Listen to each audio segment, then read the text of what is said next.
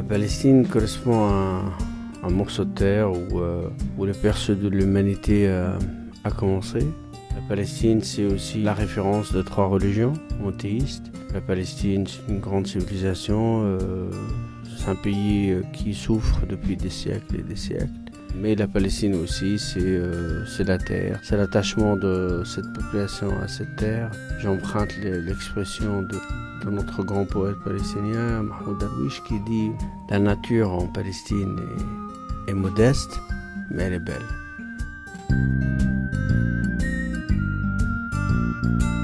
Bonjour et bienvenue sur les ondes de Saraswati. Aujourd'hui, on se retrouve pour parler de la Palestine, de son histoire, de ses valeurs, ses arts et son combat. Et pour cela, on a la chance d'accueillir Abaer El-Saka, professeur de sociologie qui enseigne depuis 15 ans à l'université de Birzeit, à côté de Ramallah, en Palestine.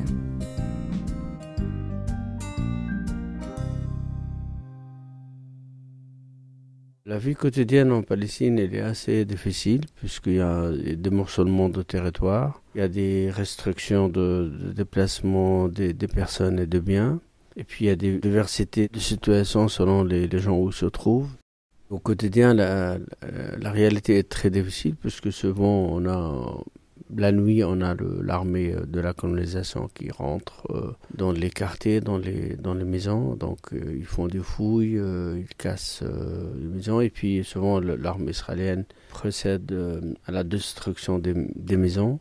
Et puis aussi l'assassinat ciblé ou même la confrontation des jeunes ou des gens de quartier quand l'armée pénètre. C'est à peu près cette réalité que les gens vivent au quotidien, avec souvent des membres de famille qui sont dans la prison ou des martyrs, ou des gens, des proches de la famille qui sont à l'extérieur, qui ne peuvent pas pénétrer en Palestine. Mais en même temps, c'est une ville comme n'importe quel pays. Les gens s'habituent à vivre et ils vont développer des moyens de résilience, de résistance, qui permettent aux gens de mieux résister.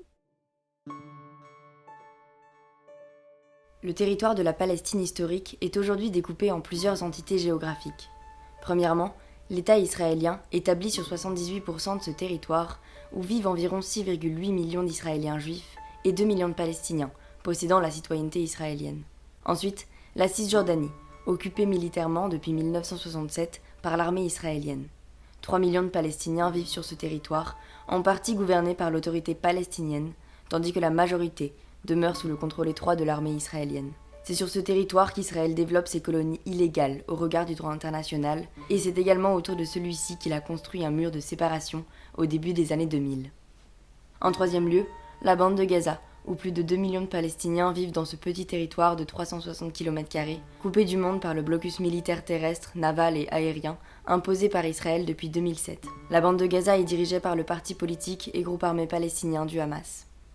Et enfin, Jérusalem-Est, annexée par l'État israélien en 1980, est considérée par l'État israélien comme partie intégrante de son territoire et ne donne donc qu'un statut de résident temporaire aux 370 000 Palestiniens qui y habitent. Sur le territoire de la Palestine historique, plus de 6,8 millions de Palestiniens vivent dans 4 réalités géographiques et juridiques différentes.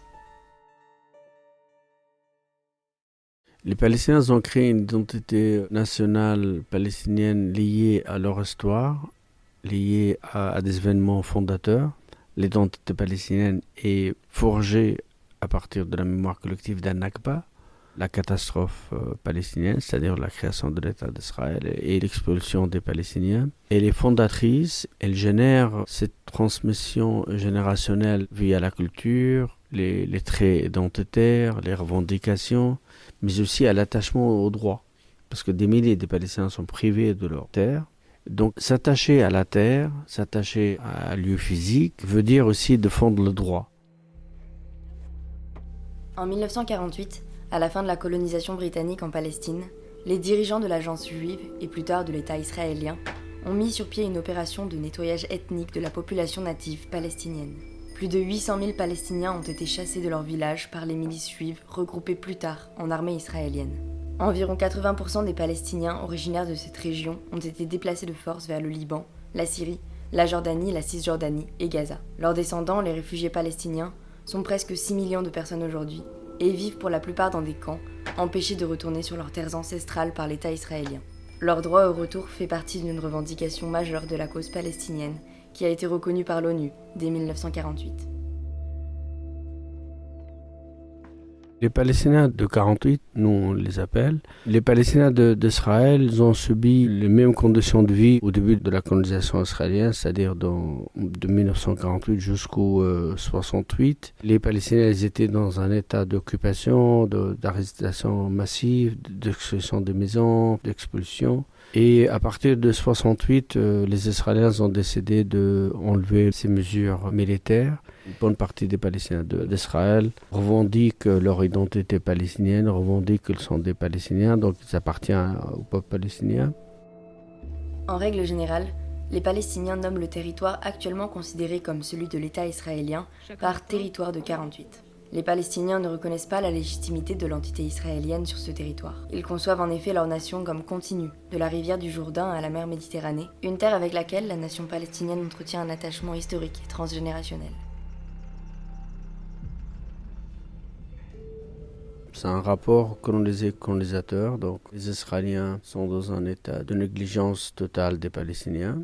Les Palestiniens, pour eux, les Israéliens, c'est des colonisateurs. Donc le lien que les Palestiniens entretiennent actuellement, c'est certains ouvriers avec le patron qui souvent traitent mal les Palestiniens, ils profitent de la marchandise pas chère et puis de conditions de travail très difficiles. Et les autres Palestiniens, c'est plutôt le contact avec les soldats et avec le policier. En Palestine, il n'y a pas de contact entre la population palestinienne et les Israéliens en dehors de ces deux liens. Mais ce n'est pas de relation d'amitié ou d'échange, puisque la plupart des Palestiniens boycottent les institutions culturelles israéliennes. Les Palestiniens ne boycottent pas les Palestiniens de 1948, c'est-à-dire qu'Israël a imposé la nationalité dans les années 50, mais les Palestiniens boycottent les institutions israéliennes. La Knesset est le Parlement israélien. Selon les lois constitutionnelles israéliennes, l'État fonctionne selon un régime monocaméral où cette entité législative possède un pouvoir conséquent. C'est un grand sujet de débat puisqu'il y a des Palestiniens qui demandent de boycotter. Ce courant de pensée il prône l'idée que la présence des Palestiniens dans le Knesset donne une bonne image à Israël et donne une bonne image à la légitimité d'Israël comme un pays démocratique. Mais en réalité, les gens pensent que cette présence est inutile puisque tout d'abord, il y a un nombre insuffisant et la plupart du temps, l'architecture coloniale de gouvernance, elle ne modifie pas la vie des Palestiniens. C'est-à-dire il y a des restrictions budgétaires, il y a la discrimination au quotidien, il y a des difficultés dans les villes, dans les villages palestiniens de l'intérieur comparé aux Juifs. Il y a la loi récente qui a été votée en Israël récemment qui consiste à définir l'État d'Israël comme un État juif. Autrement dit, un État pour les Juifs, donc les Palestiniens et les non-Juifs, ils sont dans un classement autre. Je pense que la nouvelle génération, elle pose la question, est-ce qu'on devrait être représenté au sein de Knesset, défendre notre identité palestinienne ?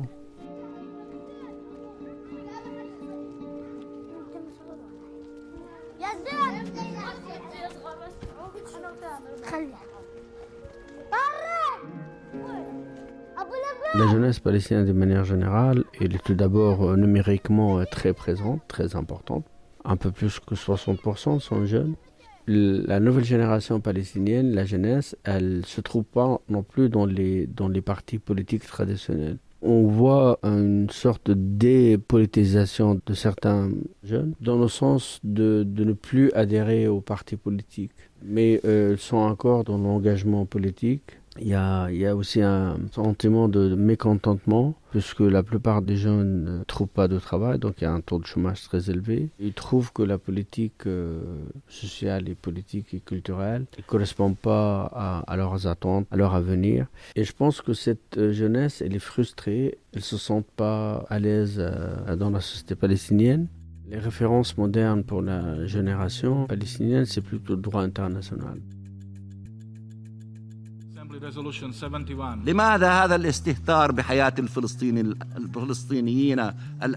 Francesca Albanese, rapporteure spéciale aux Nations Unies, a récemment démontré la violation du droit du peuple palestinien à l'autodétermination par le projet de colonisation de peuplement israélien. Selon plusieurs organisations de défense des droits humains comme Amnesty International et Human Rights Watch, Israël est coupable du crime d'apartheid, défini par la Cour pénale internationale comme un crime contre l'humanité. En tant que puissance occupante à Gaza et en Cisjordanie, Israël a un certain nombre de devoirs selon le droit international qu'il ne respecte pas, en particulier celui de ne pas déplacer la population civile. Ces violations sont commises quotidiennement en Palestine par le système israélien. Démolition de maisons et d'écoles, vol de terres et de propriétés, punitions collectives, restrictions de liberté et de mouvement, arrestations et détentions arbitraires, restrictions de l'accès à l'eau et à la terre, attaques et meurtres de civils. Toutes les actions qui sont violentes envers la population occupée devraient être punies par la communauté internationale. Mais comme vous savez parfaitement que la communauté internationale elle est immobile, elle est presque complice d'Israël, puisque Israël viole le droit international quotidiennement. C'est un État voyou. Des centaines de résolutions des Nations Unies ont été violées par Israël. Et la communauté internationale n'impose pas des sanctions, ils ne font pas de politique de boycott. Au contraire, Israël bénéficie de toute la sympathie de la plupart des gouvernements puissants dans le monde. En octobre 2021, l'État israélien a déclaré 7 organisations de la société civile palestinienne comme terroristes. Organisations de défense des droits humains, Al-Haq, Adamir et Defense for Children International, le Centre Bizan de recherche et de développement et 3 syndicats. Cette désignation rend les activités de ces organisations illégales. Bien qu'aucun État n'ait reconnu les preuves israéliennes comme concluantes, la réaction internationale contre ce musellement de la société civile palestinienne a été extrêmement limitée. Pour cette raison, les Palestiniens ils se sentent qu'il y a 2 poids, 2 mesures. S'il y a des victimes israéliennes, le monde, ça le monde, s'inquiète, les médias en parlent. Côté palestinien, on a des morts tous les jours et beaucoup de gens ils pensent que c'est le droit, c'est une arme pour les forts et ils servent les forts. Des juristes palestiniens, des gens de la communauté qui travaillent dans le droit international, ils pensent qu'il y a toujours un moyen en tout cas, de freiner la machine de guerre israélienne. Il y a toujours un moyen d'obtenir certains dérangements au moins à l'égard d'Israël. Pour cette raison, d'ailleurs, les associations de droits de l'homme en Palestine sont visées, puisque récemment, le gouvernement israélien a qualifié 6 organisations de droits de l'homme palestiniens comme des organisations terroristes, alors qu'ils défendent les droits de l'homme, et l'Union européenne n'a pas accepté cette qualification et a continué à dire que c'est des organisations de défendre le droit de l'homme. Et le droit de l'homme, c'est quelque chose de très important parce qu'il est très utile pour les Palestiniens aussi. C'est-à-dire de ne pas croire dans le droit de l'homme, c'est aussi ne pas croire dans le droit de l'homme des Palestiniens.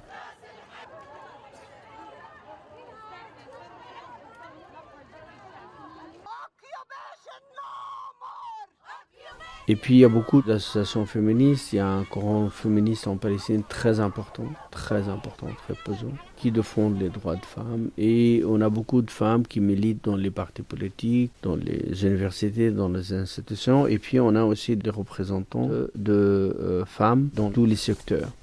À côté de tous ces combats, il y a aussi une réalité sociale qui est très difficile, qui est liée à les femmes, sentiment d'infériorité, même si les femmes sont aussi éduquées que les hommes.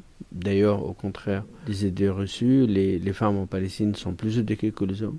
Il y a la discrimination, il y a des démarches discriminatoires par rapport au genre. Il y a l'harcèlement dans les rues, il y a le différent traitement, il y a la domination masculine. Il y a aussi la violence, il y a des violences domestiques. Et donc la situation de femmes en Palestine est très, très compliquée, mais on a une nouvelle génération, on a quelques mouvements, comme un mouvement qui s'appelle Talat, c'est un mouvement qui regroupe des femmes palestiniennes de 48 diasporas de Cisjordanie et de Gaza. Ce mouvement est très intéressant, qui combine le combat national et le combat social. Et ça, c'est nouveau en Palestine, parce que souvent, dans le discours dominant, c'est un discours emporté de l'extérieur, de l'Occident qui nous impose des valeurs occidentales, etc. Ces femmes défendent le droit des femmes et contre la domination patriarcale et masculine, en même temps contre la colonisation.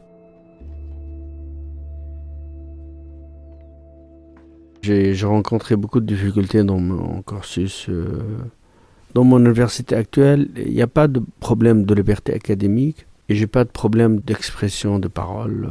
Par contre, à l'extérieur, en tant qu'universitaire palestinien colonisé, je suis souvent considéré par certains comme non objectif, parce qu'ils pensent qu'un sociologue, un politologue devrait adopter ce qu'il disait Max Weber, la neutralité axiologique. Moi, je m'appuie sur ma position qui vient de cette approche bourdieusienne. La notion d'objectivité est une notion molle. Et donc, comment on peut être objectif si on va décrire une situation coloniale et quand on est colonisé? Et souvent, les gens, par exemple, dans les articles scientifiques, les gens ont dit oui, mais mettez, par exemple, occupation à la place de colonisation. Mais c'est pas, pour moi, c'est pas l'occupation, c'est la colonisation. Et j'argumente, c'est-à-dire que j'avance pas à une position politique. J'argumente à partir d'un champ argumentatif bien défini, bien construit, qu'il s'agit de la colonisation, et j'utilise des preuves de une colonisation. En plus, si Israël, c'est pas la colonisation, c'est quoi alors?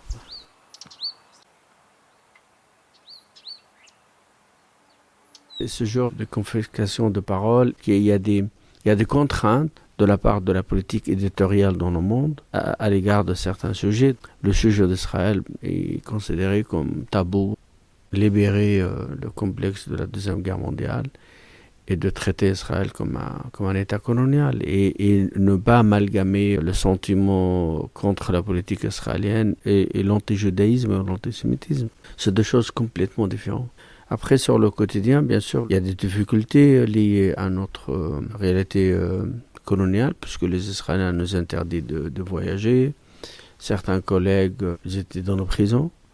Israël a emprisonné énormément de professeurs, des intellectuels. Il y en a encore dans nos prisons. Nos étudiants, on a 104 étudiants actuellement du BZ dans nos prisons. On a des dizaines de martyrs, des blessés. Sur le plan personnel, ça m'est arrivé d'avoir des difficultés pour voyager, pour participer à des colloques, parce que effectivement, les Israéliens nous obligent de voyager à partir d'Amman. Ça prend l'ampleur, le voyage. Beaucoup de difficultés de cet ordre, et puis les Israéliens interdisent nos collègues étrangers de venir enseigner. Donc on a des restrictions de la part de l'administration coloniale qui rendent le campus local et rendre l'arrivée des communautés scientifiques étrangères est très difficile.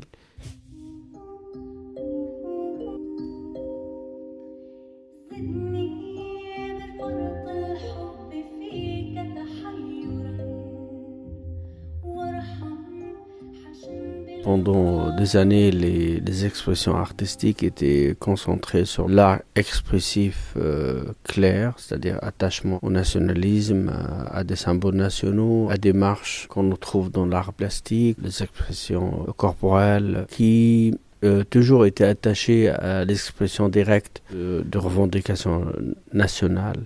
Avec le temps, le national et le politique est toujours là, mais les gens s'expriment, la nouvelle génération s'exprime différemment. Dans la danse, par exemple, les gens modifient, modernisent les danses traditionnelles palestiniennes. Le cinéma palestinien maintenant, on a quelques réalisateurs qui font des films qui font le tour du monde maintenant. Moi, j'aime bien le film Chronique d'une disparition de Ilia Sleiman. Ilia Sleiman a fait plusieurs films. Il y a Le temps qui reste aussi. Qualifie le cinéma de Ilia Sleiman comme un cinéma de Jacques Tati. Il y a aussi la danse, la musique. Dans le milieu populaire, on est trop attaché à la musique traditionnelle, à la musique militante, à la musique palestinienne. On peut avoir des artistes très connus en France, par exemple, comme Taïsir Batniji qui est à Paris. Dans le monde anglophone, Mona Hatoum, elle est palestinienne. Bien sûr, des poètes très célèbres comme Mahmoud Darwish, qui fait partie des plus grands poètes du monde contemporain. Des musiciens, des musiciennes.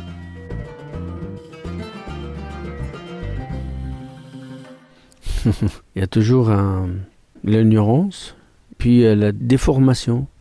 Souvent, les gens ils voient cette situation de colonisateur-colonisé comme le conflit entre deux parties.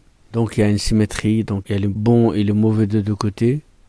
Donc, il faut être neutre, alors que c'est c'est la colonisation. Donc il y a le colonisateur et le colonisé. Donc il y a la neutralité, encore une fois, elle me pose problème souvent. Il y a des propos choquants, oui, comme par exemple les sentiments anti-musulmans, par exemple, qu'on peut avoir, le sentiment anti-arabe. Mais j'observe depuis quelques années qu'il y a plus de gens qui ont de la sympathie envers de la cause palestinienne, envers les Palestiniens, ou moins la curiosité, parce que c'est un sujet qui brûle d'actualité, donc les gens sont toujours fascinés par la Palestine, et puis la Palestine regroupe beaucoup de gens, les manifs pour la Palestine en France font partie des manifs les plus importants numériquement. Il y a une gagne de popularité, d'intérêt de certaines personnes pour la Palestine, et je me réjouis.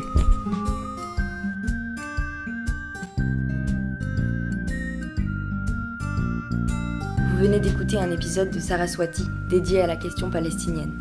Toute l'équipe de l'association espère que ce podcast aura permis d'éclairer certains et certaines sur cette situation de colonisation qui dure depuis trop longtemps.